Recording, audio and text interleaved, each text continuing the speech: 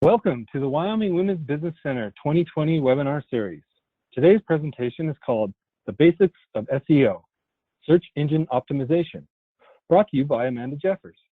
I'm Jonathan Howdyshell with the Wyoming Women's Business Center, and I'll be your host today. You'll notice the go-to webinar control panel on the right side of your screen. I want to call attention to the question panel. If you have questions, please use this panel to communicate with us during the presentation. My colleague Teresa is on the line today, and she's going to help me collect your questions during the presentation, and I will reach out to you individually after the presentation if necessary. This webinar is being recorded and will be available on our YouTube channel. Just go to youtube.com and type in Wyoming Women's Business Center. Make sure you subscribe and check out our other webinars. You can also visit our website at www.wyomingwomen.org or look for us on Facebook and Instagram. Immediately following the presentation, a survey will launch. Please complete the survey as this provides us and our funding partners with valuable information. All participants are muted to minimize background noise. So once again, if you have any questions, please type them into the question panel. Okay. We're going to get started with some quick information about the Wyoming Women's Business Center. Then we'll dive into our topic today and finish up with Q&A at the end. The WWBC is a nonprofit organization whose mission is to enable and empower Wyoming entrepreneurs with a special emphasis on women who are economically or socially disadvantaged.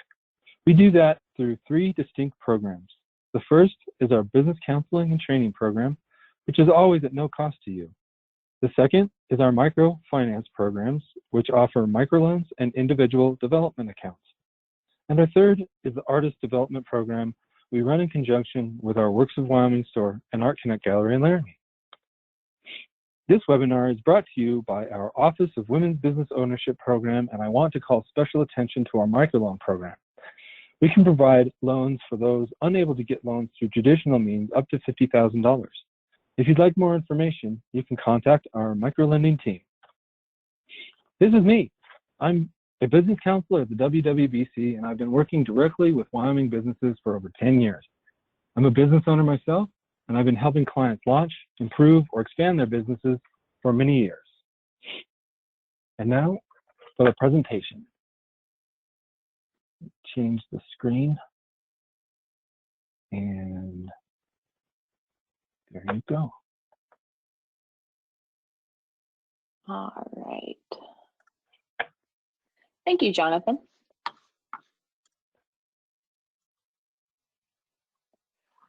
Thank you. All right. Okay, so my name is Amanda Jeffers, and I'm a graphic and web designer with Jeffers Design. And today's presentation is going to be the basics of SEO. SEO standing for search engine optimization. And in the description, you'll notice that it did say that this is a beginner course. And so this is tailored towards people who maybe built their own website and are looking for ways to improve their SEO on their own. So it's not going to be super technical or advanced. And hopefully you're going to walk away with some tips on what you can do on your own site to help improve your SEO. I do have exercises that come with each section of this, and you might want to reference them afterwards. So I provide a PDF of this presentation to Teresa, who will send it out after the presentation for people to access. But we'll go through the exercises so that way you have an idea of what you can do on your end to optimize your SEO. All right, so diving right in, what is search engine optimization? And search engines such as Google or Bing, they use web crawlers. Sometimes they're referred to as spiders or robots, and they create this mass index of all web pages on the web.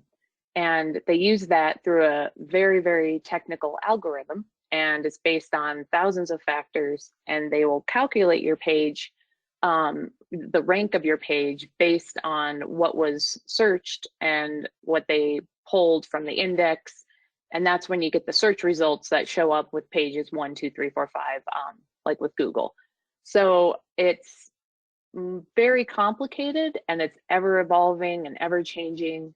But it might seem really overwhelming and technical, but there's a lot of little things you can do. One thing about it is that they're not trying to make it so complicated that your website doesn't show up. They actually want your website to show up. So they do provide valuable information as they're making changes to let you know what you can do to better optimize your site. And why should you care? Because a lot of people might think it's just too complicated, but everyone's searching for things, especially nowadays when we're all at home and we're using the internet like never before. People are searching for things, and the thing that's really great about search engines is that people have really high intent searches. So they really start wanting something, and they're really putting in detailed searches, and that is really powerful for you to find those leads that are already wanting what you have to offer, and they're looking for it and they want it and they're ready to buy. They just need to find what fits them. So there's this really high intent searching that you can utilize if you are able to get your SEO in a better place. So we're going to go over a little bit about why it's important, just kind of some ideas of why this is useful for you as a business owner with a website and a digital presence. So the first thing it is it enhances your credibility. So if people back before the internet would have to either call you or show up to your store and actually do some physical research, where now the first thing people do is look you up online. They're going to go to your website and they're going to try and first find you. Maybe they don't have your direct domain name. Maybe they just were referred to you and someone said, oh yeah, look up this company, and they have just your business name.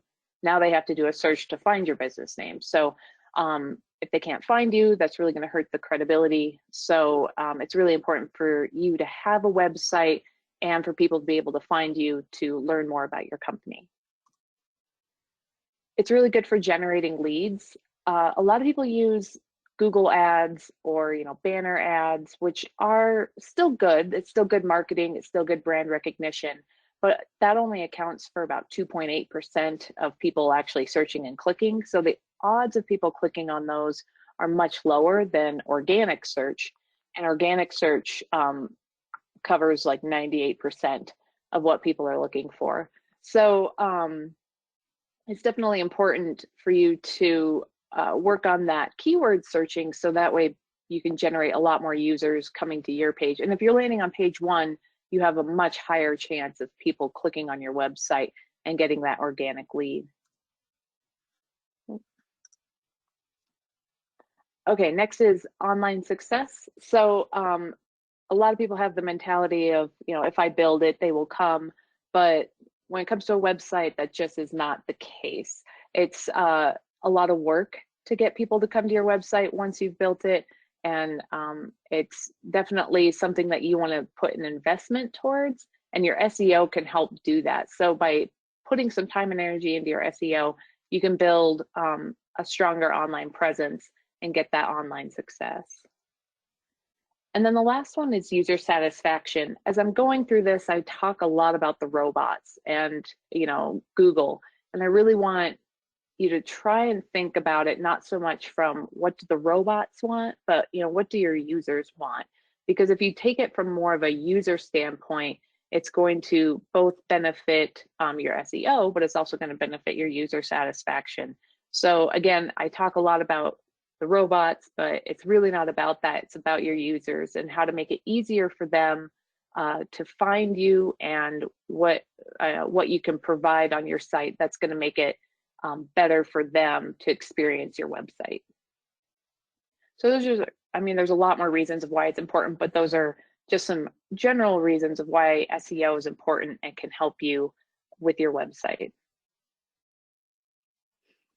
Okay, so before we get started getting into the details, some expectations is that it's not a quick process. SEO is not something that happens overnight. I've had a lot of people ask, how do I get found on Google? How do I show up on Google?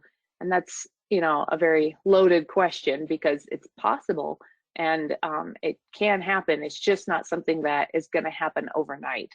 It takes some time, and there are a couple of different ways you can do SEO. One is called black hat and one is called white hat.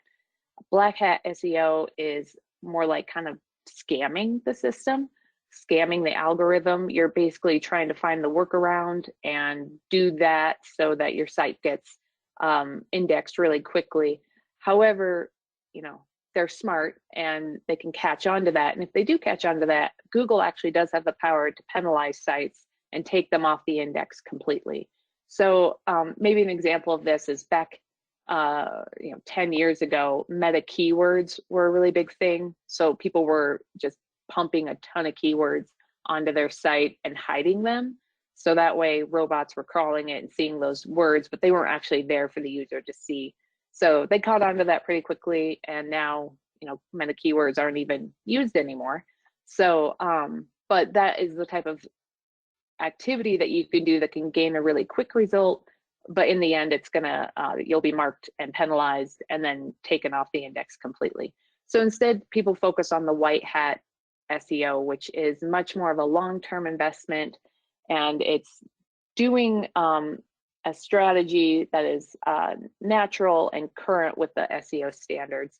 So it's not going to happen overnight. This isn't something that you're going to do once and never touch again. The activities that I have throughout this, or exercises I have throughout this presentation are really good, a good starting place, but you want to continue to come back and address and see what your content looks like based on what the current standards are. Okay, so when someone comes to Google, they have two types of search. They can do the business name or individual if they're looking for a specific person, or they do a keyword search. So business name is a little easier. That's an easier one to tailor it to because obviously it's very specific. If someone types in your business name and nothing else, no location or anything, where are you going to land? And you would think you would land on page 1, but you might be surprised that it isn't, because there's a lot of businesses out there and a lot of them have the same name as you. However, Google has the location setting, so you can say, yes, please know where I'm located, which does help a lot with your users, because if you type in a business name, a lot of times it takes into account their location. If they have that turned off, then it might be a little bit harder to find you just based on your business name. And then the other search is the keyword search. And this is a lot more valuable, but also more difficult to boost your site based on keyword search. And there's a couple of different types. There's the short string and then the long string. Short string keyword search is, if you're looking for something like pizza, where you just type in pizza. So that's a really short one. And obviously the results are going to be huge for such a short string of search. But then if you have the long string, maybe if you're looking at a car rental place, you could say something like, what's the difference between Hertz and budget, or what's the price difference between Hertz and budget? And you type that whole thing out. It's more of a question. There's a lot more keywords there. It's going to narrow it down a lot more. So two different types of keyword searches there, and those long string ones are a little bit easier to kind of fulfill for that search, because it's more, again, that high intent searching rather than the shorter search keyword search. So the first exercise to do is go into Google and type in your business name and see where your site lands. No location, no nothing, just type in your business name as is and see where it lands. So before you just go into your browser that you always use, I would recommend either opening a new browser window that you don't use or have never used, or clearing your cache before doing that, because a lot of times Google will remember your searches and they're constantly keeping tabs on you and what you're searching. So it might be easy for you to pop up first if you're searching yourself, because you've probably done this before. So look for maybe going in, or doing incognito mode is another option with your browser, so that way you can see where you're landing, and then write that number down. Are you on page 1, 2, 3, 4, 5? Are you not anywhere? So figure out where that's at, because you need to have a baseline of where to start. So if you're on page 5 and then you do everything in this webinar, maybe you start to show up after a few weeks or a month on page 3 or 2. And so you can see your progress. And then the next thing is to write out top 5 keywords that you want your business to show up for based on a keyword search. So you know your business, you know what you want people to find you under. So what are those keywords? What are the top 5? And don't necessarily add the location in there, because that's sometimes a given, and we'll get to that later. But just you know, specific high intent keywords that you want your business to show up under. Okay, now we're going to go over the 3 major components of SEO, and those are website structure, which is physically how your site is built, how it's coded, the functionality of your site, all of those aspects. The next one is content. So what is the actual text and images and video on your pages? What have you put on your website to draw people in and explain what services you have to offer? And then site credibility doesn't necessarily have to do with your site and what's on it, but it has what to do with other people engaging with your site. So what are people saying about your site? Are they linking to it? Are you getting traffic? Are people talking about you in the digital space? So all those things, these 3 things, are not mutually exclusive when it comes to your SEO. They all work together, and they're all important to boost your search engine optimization. Because if you have a really beautiful website that functions really well, but your content is terrible, the robots aren't going to be able to get good information, good indexing keywords to be able to boost you up in the index. And then, you know, you might have really great content, but if your site looks like it's from the 90s, people aren't going to come to it. And again, that's not going to be really good for the indexing. So really what we're going to do is focus on all 3 of these things and what you can do in each of these categories to be able to better your SEO.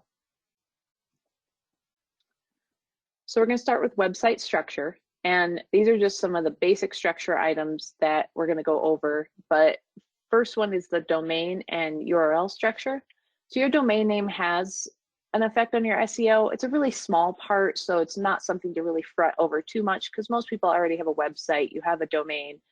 This might be just something you want to address if it is really out of sync with maybe what is appropriate. So for instance, with your domain name, the extension is kind of important. So if it's .com, that is the most used extension and it still has a priority, versus if you're using .net or .us. So look at your domain name, see if you have that .com, and then are you using dashes? Because dashes are not necessarily recommended. A lot of people really want their business name as is, but adding a dash is actually more harm than if you added maybe a location indicator, such as like WY for Wyoming. And then the URL structure is important, because that's what everything that comes after your domain name. So it's yourname.com. Then if you have a page that's like the about page, it will be /about us. And that structure right there is important for robots to be able to crawl it and read it. Sometimes websites want to default to numbers and strings instead of actual words. And it's important to have actual words in it. So I'll show you what the correct structure is that is best for the robots to read. And then next is image alt tags. You probably see that every time you upload an image, there's a place to do an alt tag. And that is because robots can't see the image. They need to be able to maybe get a text description of your image or your video so that they know what other people are seeing. And that way they have an idea of what's on your page and how it's related to the other content on your page. So every time you put an image or a video on, you really want to give it strong alt tags and make sure you have good keywords in there about what the picture is referencing and why it's there. Meta tags, these are things like your meta title and your meta description and page content headings. So meta titles are usually it's the title of the page that doesn't necessarily show up on the page itself, but it's what shows up here at the top tab. So a lot of times it'll just default for you, but if you do have the option to update it, this is a place where you can add some really good keyword content here, and it doesn't have to be just the page and then the bracket and then the company name. It could actually be something like business counseling services for Wyoming women. So right there, there's just some really good keywords in your meta title that will show up here at the top tab. And that all comes from the page title. And then you also have the meta description, which is what shows up underneath the link right here. This again is also just generated purely on its own, unless you specify it yourself. And a lot of websites, you do have the option to specify that. So this is another really great place to add those high intent keywords, or those keywords that we talked about earlier that you really want to show up for. So wherever this is on your website builder, or if you're using WordPress, you can use Yoast as a plugin, and then you can customize both the meta title and the meta description. And then based on your website builder, there's either an SEO section for each page, or maybe there's an SEO section in general that you can go in and actually specify what you want here to make it a little bit more intentional. And then I said the page headings. This is what does show up on the page, but the robots really only want to see one heading, one tag on your page. So that is, they're the bigger ones. The biggest heading you have is H1, and they only want to see one on the page. It confuses them if there's more than that. So you'll want to make sure you only have one H1 tag. And then underneath that, you can have however many other headings you want. More headings is actually a pretty good thing, because it breaks up the content and gives them something to figure out the hierarchy on your page. So H2s, H3s are fine to use. You don't always see these brackets because that's part of the code, but you can specify it in the builder usually with the text of, hey, this is my only heading 1, and then after that is more subheads. And then the last one is the SSL certificate. So the SSL certificate is, most websites do have them now, website builders. It comes with it because it is becoming more of a priority on the web. Google has decided that all websites who have an SEO certificate are given priority over ones that don't. And nowadays you might notice that if you don't have an SSL certificate, you'll land on a page and the first thing you get is a warning that says this page is not secure. And then you have to go hunt for the link that says, yes, I want to proceed anyway. So right off the bat, your whole website gets red flagged if you don't have this. It used to just be for more e-commerce and online selling, but now it's pretty much mandatory for every web page out there. So an SSL certificate gives you a leg up right away with your search engine optimization.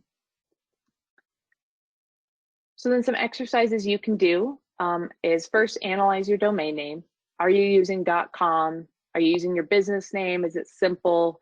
And do you have hyphens? If you have one hyphen and maybe you haven't noticed a big difference, I wouldn't say that it's worth changing your domain name because that's a whole process. However, if it is maybe using .net with some dashes and that's just not the best domain name you could use, then there is the option to get a new domain name and then still forward both to the same location. So then you're marketing out the .com and the new one that's memorable and simple. Your old one still works, but yeah, you can have 2 or 3 domain names all pointing to the same place.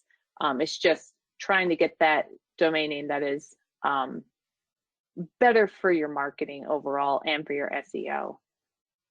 And then you want to look at your URL structure. So we talked about that, how there's a certain way they want to see it. And that is the example there with yoursite.com. And then they want all lowercase, every word separated by a dash.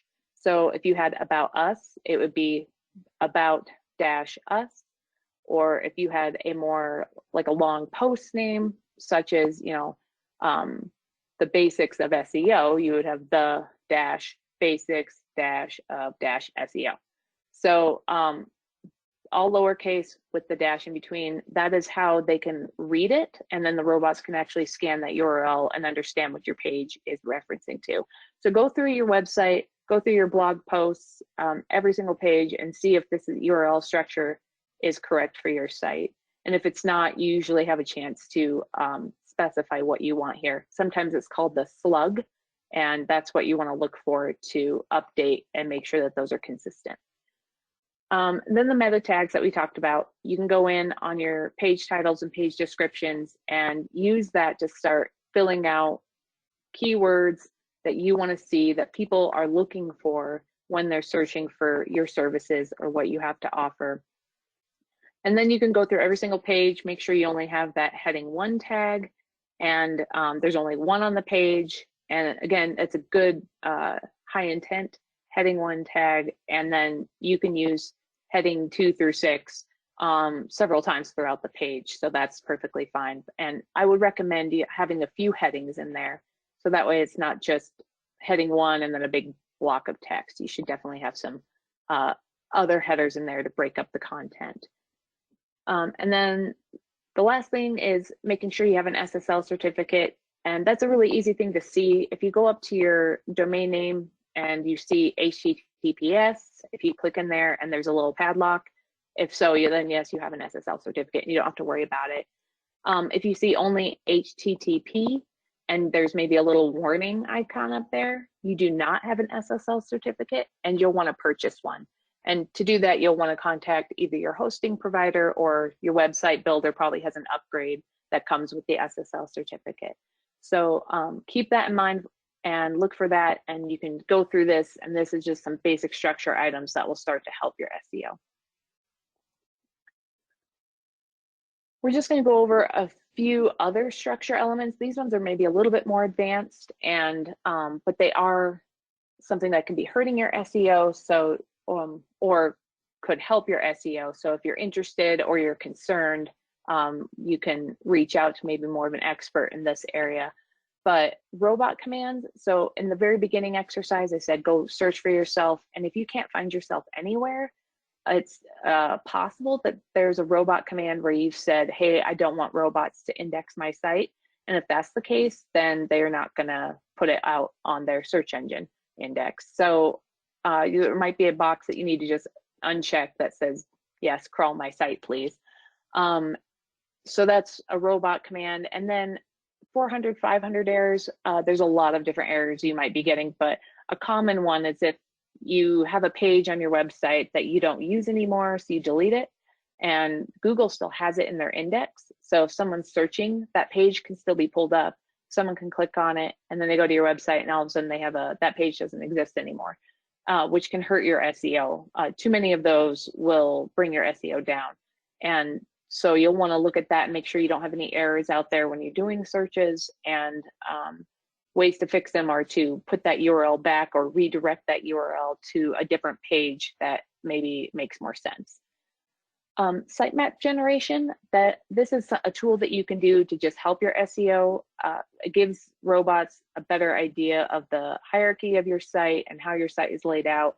So you can submit a sitemap. Again, if you're using WordPress and you use the Yoast plugin, that one comes with a sitemap area where you can actually submit one, or you can do like Google Webmaster Tools if you are familiar with that platform, and put your sitemap there as well.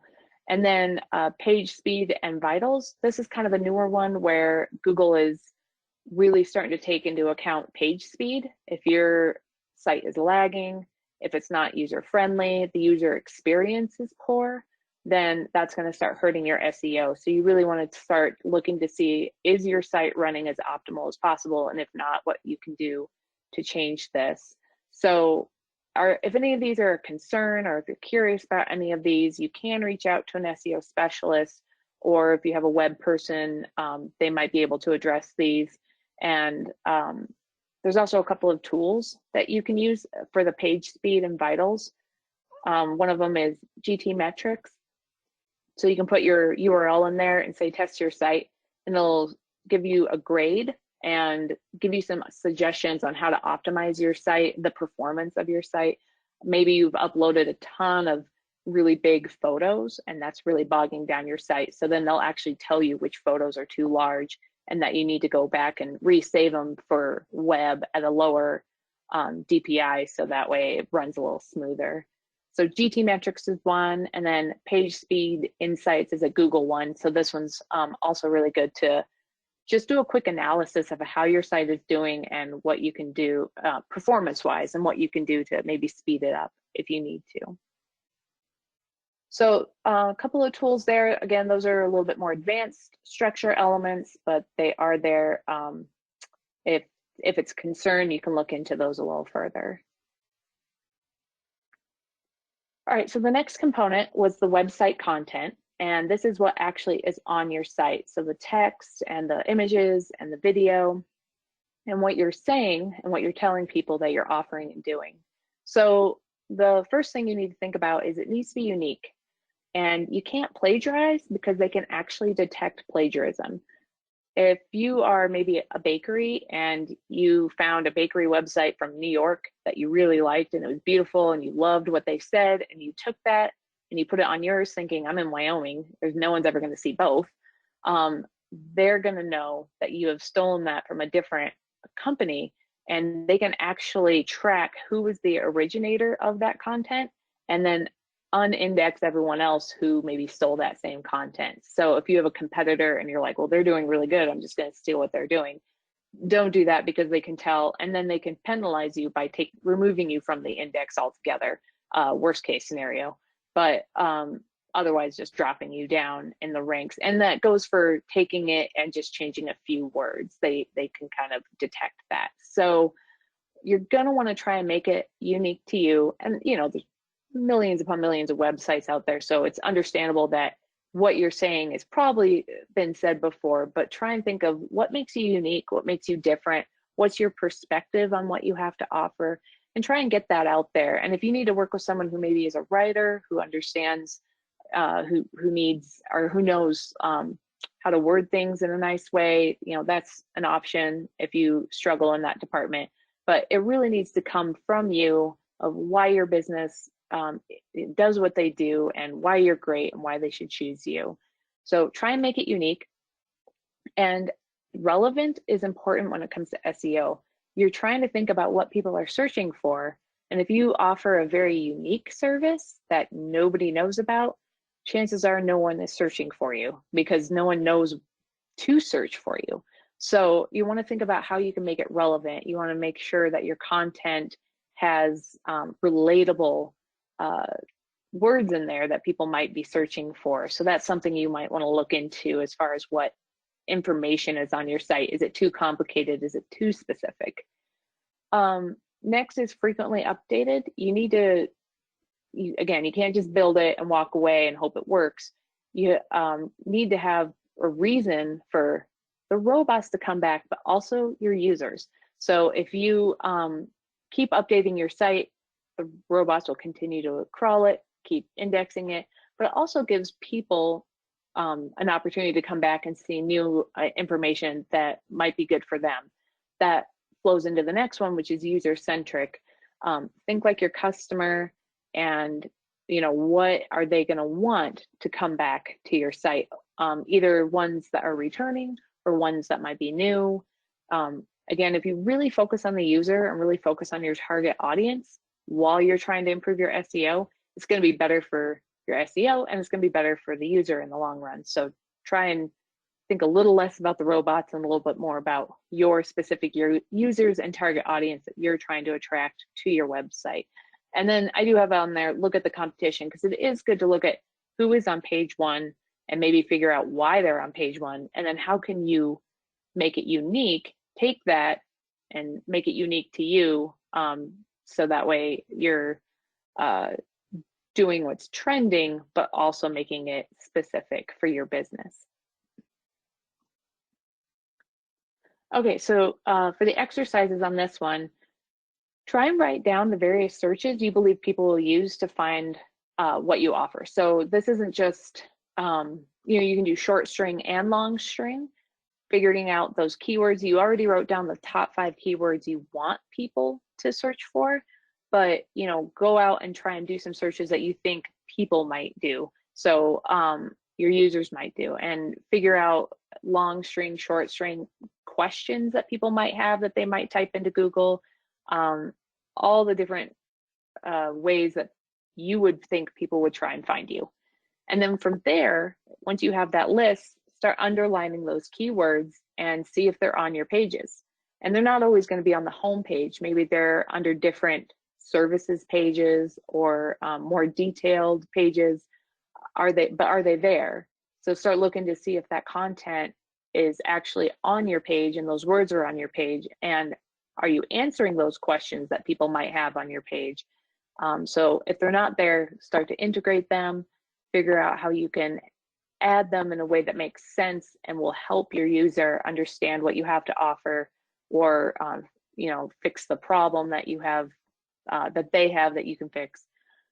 Number 3 is start a calendar, because we talked about frequently updating, and a content calendar is almost mandatory. If you're planning on doing any kind of content marketing, you need to have a calendar for everything. So it's not just updating your website, but your social media or your blog or anything on the digital marketing space. So you want to make sure you have a calendar like a Google Calendar, and put out there what you plan on updating, because you might not have a lot of content to update on your website. For instance, your about page, probably not going to update that every month. It's going to be pretty much the same, but there's other content marketing strategies that you can do and flow it back into your website, so that way you're doing that frequent updating. But you might want to swap out the homepage graphic if you have a big catching graphic, or if you have sales or promotions, you'll want to get those up on the homepage to grab people's attentions.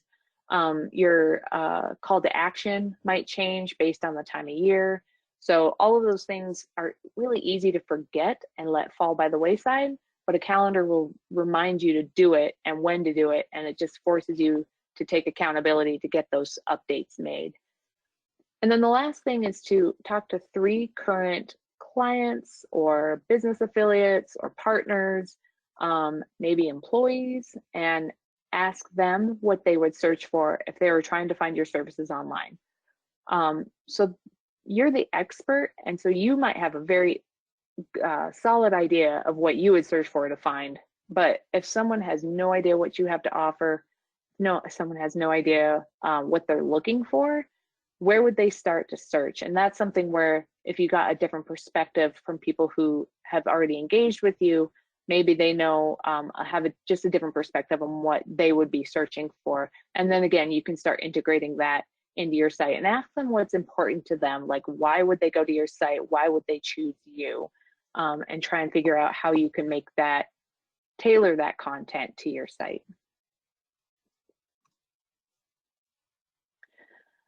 Last month I did a content marketing presentation for the WWBC, which is on their YouTube channel. And this is like a 1-slide blast really quickly, so I'm not going to get too into this, but a lot of people are like, how do I frequently update my site? Because again, you have maybe your standard pages, and you have, you're not going to change your contact page or your about page on a regular basis. Well, what you can do is start doing a content marketing strategy where you're creating content and you're putting it out there on various different channels to get people to come back and engage with your site. Because again, you're not going to have people come to your site if you don't have something to offer for them to come back to. So the easiest one is blogging, and that's just writing an article, and they could be informative, they could be expert. There's lots of different ways. You don't have to think of, blogging is sometimes just a weird term, but you could just think of it as, oh, I can do expert articles that people can reference because I know what I'm talking about, maybe in like the counseling field, something like that. So videos are really good. If you create a video, get it somewhere on your website, whether it's about your company or maybe some how-to videos. Those are great to just start creating throughout the year. Infographics, if you have different processes or data, you can get some infographics. And then case studies, if you've had really good business relationships, how have they dealt with your company? Get some reviews, some testimonials, checklists if you have action items that your company is involved with, or you can have your expert opinion and tips and tricks if that's something that you can offer. Education, like how-tos or courses. and then using brand influencers to kind of have people interact with your brand and bring people back to your website that way. So these are all just different content marketing channels that you can do, and it doesn't have to be all at once. It can be slowly, but it's ways, there's lots and lots of ways that you can update your website in more of a creative way than how you think of like, oh, I need to update my about page all the time. That's not what it is at all, but just other content marketing ways to update your site and get people to come back. Okay, and then the last component is website credibility. And what we're talking about there is, again, people engaging with your site. And I like to think of it as kind of a popularity contest, because if you have a lot of people come to your site, you're going to have better SEO. And another thing is backlinks. So the main thing we're talking about here is backlinks. And that's not only traffic, traffic really does help, but people linking to your site from their site. So it's kind of like a kudos on the internet. If someone, for instance, for organic links, if someone read a blog article that you wrote and it was really good, they might link to it and say, hey, check out this article by this person. And then all of a sudden you now have a backlink to your website from another random, it could be a random person, it could be another business, but that backlink is going to help your SEO dramatically. And then same thing goes for relevant sites. That's more like within your industry. So if you maybe are in the medical field or doing counseling services, if a parent organization links back to your site, or if you do some really good research and people link back to your site, that's more relevant sites. So people who are looking in that area for something more specific, then your site is going to start showing up based on a lot more backlinks. And PR and communications, that's like for, you know, local businesses, maybe in these small towns, maybe you opened your doors for the first time and the local paper did a article about you, they put it up on their, you know, their digital newspaper, hopefully linking back to your website, or a press release came out about you, hopefully it links back to your website. So those are really good small local ones that if there's an opportunity there, then you can get some backlinks. And then the last one is social media signals, which is not necessarily backlinks. They don't consider them that. They consider them more engagement signals, but it still does help your SEO. So when someone shares a blog post on their Facebook, Google considers that an engagement signal, not necessarily a backlink. But again, it helps. So people who share your stuff, like it, comment on it, all of those are tracked, and it does help your SEO. So having a strong social media presence and getting people to get back to your site and upping that traffic does help your website credibility overall, and gives Google another reason to index you and push you up higher because your site is very popular. So for website credibility, what you can do, what's nice about being in Wyoming is we have small towns, and you know, everything's a lot more local. So again, one thing that they do is they do the location. They're always watching you. So if you do say, yes, know my location, all of a sudden you do have a leg up, because if someone types in, you know, bakery and you're in Lander and they know that you're in Lander, obviously, you know, there's probably not very many bakeries in Lander, and whatever is there is probably going to show up first. So that's really powerful.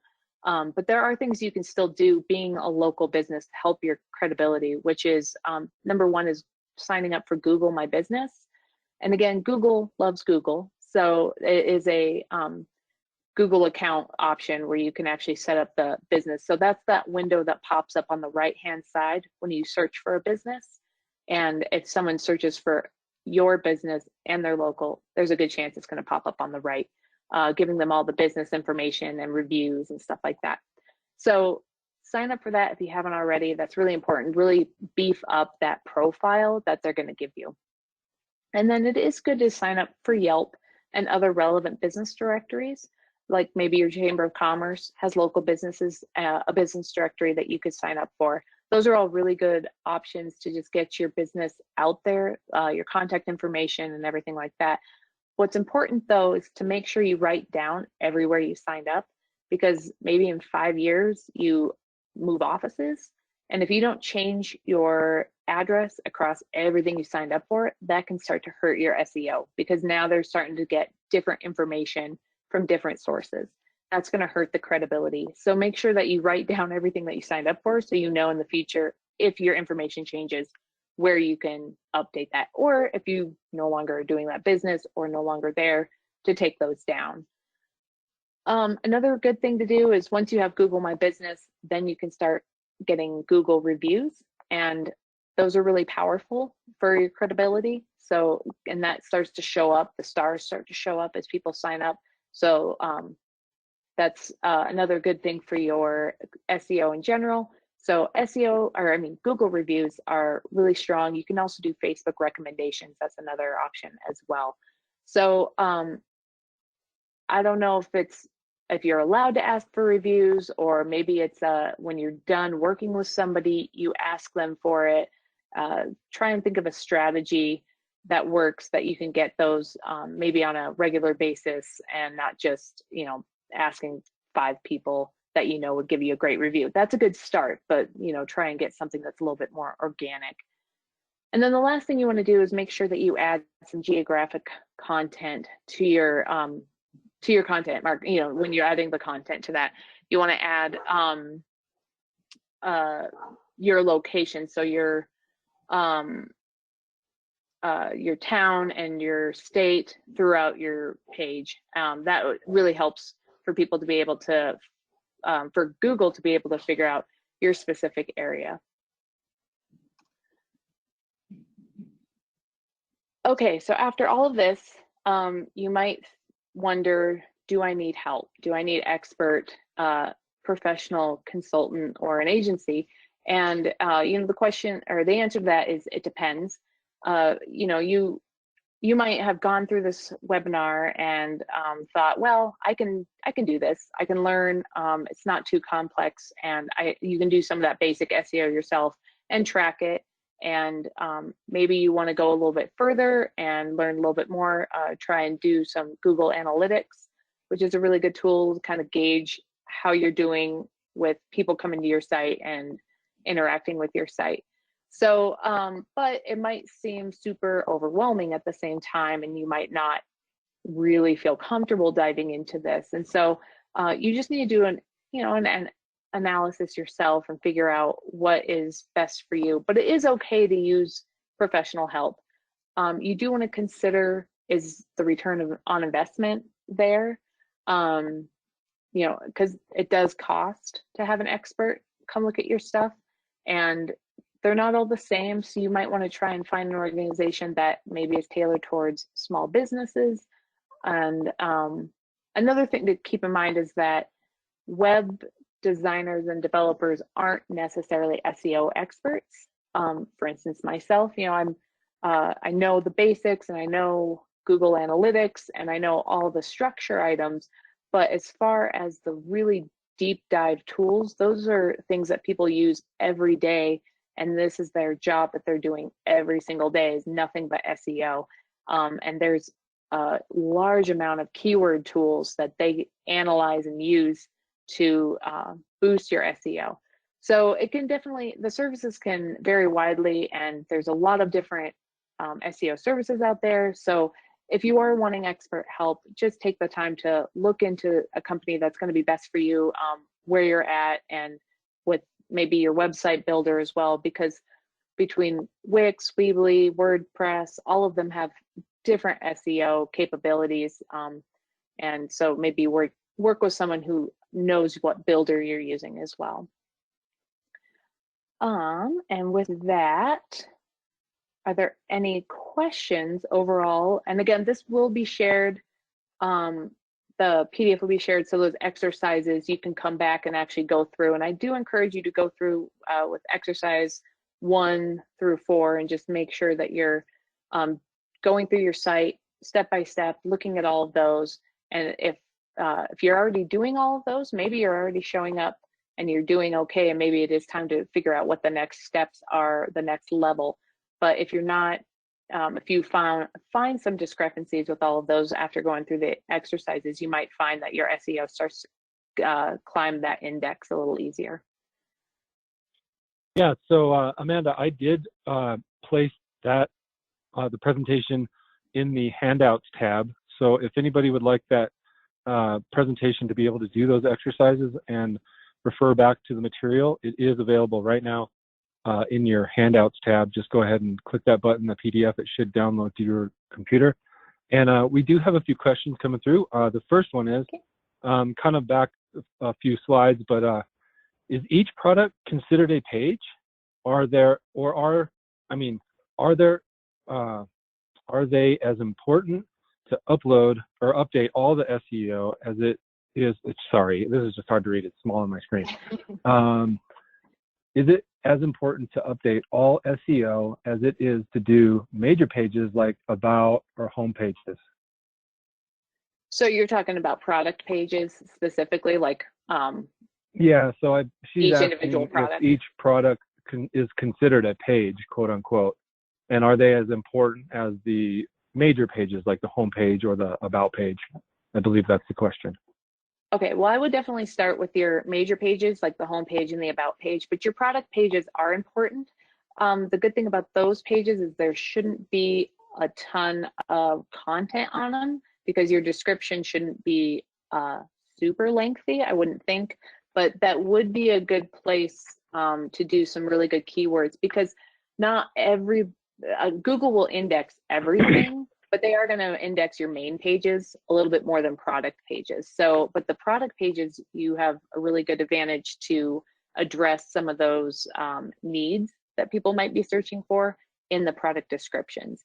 But I would start with your main pages because obviously the home and about us and things like that are indexed a lot higher than product pages in the hierarchy that the robots go through. Thank you. The next question is, what if you're not just a local business, but an e-commerce where you want people everywhere to be able to find you? Well, and so if you are not just local and you are looking on a national level, then yes, you don't necessarily want to tailor it to the area unless maybe you're finding that you do have a very strong buyer, local buyers. It still wouldn't be a bad thing to tailor it to local, but otherwise you're going to have to try and work on those keywords to get on a much broader sense than just the local. So that's just going to take a little bit more of the keyword searching. One thing that you can use, a tool that you can use, is Google Trends, and that kind of just goes over what's trending as far as searching goes. So you can use that to type in different keywords and see on kind of a bigger spectrum of what's working or what's trending as far as search goes. But yeah, if it's not local and you are trying to reach everywhere, then you're just going to really want to think about your competition and what keywords people are trying to find when it comes to what you have to offer. This is a good follow-up question to that. And if the business is entirely online, how would I approach the geographic details for Google? And I believe she addressed that through Google My Business, but I'll let you obviously take that answer, Amanda. Yeah, I mean, you can, on Google My Business, there's an option to say, I don't have a physical address. You can, I would say, and I don't know why it would hurt, but you might have, but having your headquarters and maybe just making it sound like that, the headquarters are here, but we service everywhere. And you can put out a service area as well. So it doesn't always have to just be local, but you can also say, no, I don't have any office and we are all online. So that is an option with the Google My Business. Yeah, one of the businesses that I have listed online does not have a physical address, but a location as in the area that it services. And there is a section within Google My Business where you can say, within this geographical area, I service this area, this area, this area. And so that is possible, that could possibly help you. A comment here, one of them just says, this has been extremely helpful, answering so many questions that I had. I'm looking forward to working through the exercises. Thank you so much for participating. We do have some more questions coming through. Do news articles with your business name? Oh wait, do news articles with your business name, but not a link to your site, still affect your SEO ranking? No, you need the link. So I don't know if they do an article about you, I would reach out to the local, if it was a newspaper or magazine, and ask them if they would add a link, and provide those details. That way they can give you the backlink. And another good thing to do is if you do have business partners in the area, you can do the I'll scratch your back if you scratch mine technique and do some backlinks together, because that will also help. So if you know some good business partner relationships that you can ask for backlinks, that would be a really good technique there. But no, if they're just using your business name, I mean, it is going to help where people hear about your business name. So it's kind of like a referral source. So people will hear it and maybe hopefully go search you, but then they're actually going to have to go hunt you down instead of actually clicking the link. Let's see, another question we have. Could you please clarify again how to check if you are registered with Google? It had something to do with HTTPS. Oh, that's if you have an SSL certificate. So that's not registered with Google, but that's with your website builder or your, if you have a CMS system like WordPress. That's, if you go up into your domain, the URL bar, a lot of times you don't see it until you click into it. And if you click into it, you can see that there is the beginning HTTP or HTTPS. And if there's an S, that means you have an SSL certificate. If you don't see an S, you do not have one. And there also should be an icon accompanied with each one, a padlock or a check mark or something green means yes, you have it. Or if you have nothing, maybe a warning icon, that means you do not have it. And then you can purchase one. As far as getting a Google account, if you want to do Google My Business, you have to sign up for a Google account. And that's just go to Google and say sign up. So then they give you a Gmail account and the whole 9 yards. But so that's how you sign up. And if anybody needs help to register their business on Google through Google My Business, please reach out to me or any of our team, and hopefully they'll point you to me, and I can help you with that. We've got a partnership with Grow with Google, and they've educated us and shown us how to do it, and I've done it for my business too. So if anybody needs help with that, please reach out to us. And if there's any more questions, we still have just a little bit of time. Please put them in the questions panel if you do have any more questions. But this was a fantastic presentation, very full of a lot of great information. Again, the PowerPoint presentation is available as a PDF in our handout sheet. But again, also, if you do want the presentation and don't get it from here, please reach out to us, and we'd be more than happy to get you what you need and see if we can help. Anything else, Amanda? No, just, give it time. Don't think it's going to happen overnight. But again, go back. First step is find out where you're at. And then when you're done with all of these, start tracking it and seeing how you're doing, because you won't know unless you have a baseline, and then you can watch yourself hopefully climb those ranks. So, or maybe you're just lucky and you're already on page 1, and that would be great. But it doesn't mean you'll stay there. So you still want to make sure you do keep up with the SEO trends and try and hold that spot. Let's see, a couple more questions have rolled through. Thank you. Thank you. A couple statements more than questions. One question is, any good WordPress plugins you would recommend for SEO? Yeah, that was the one I mentioned a couple of times. It's called Yoast. And there's a free version and a premium version. But the free version is really robust and really great. And you can link it to Google, and you can link it to Bing, and you can get the sitemap generated on there, and you have access on every single page to update your meta title and meta description. So, and it gives you red light, green light on if your keywords are the most optimized. So yeah, that's a really great plugin, the best one for WordPress. Okay. And we have another question of the contact information for someone to help you with the Google My Business, it is on the screen right now. My email address is jhowdesh@uwyo.edu. Please give me a call, leave me a message, or email me, and we can find a time to schedule, and I can help you through that process. And so just want to close it out and thank you, Amanda, and thank you, everybody, for attending this presentation. If you'd like to reach out to one of our staff members at the Wyoming Women's Business Center, here's our contact information. And at the end, which is right now, and when I close it, there's going to be a survey that launches. If you could please fill that out for us, we'd be very grateful. And again, thank you very much. Have a wonderful day, and we will see you next time. Thank you. Thank you.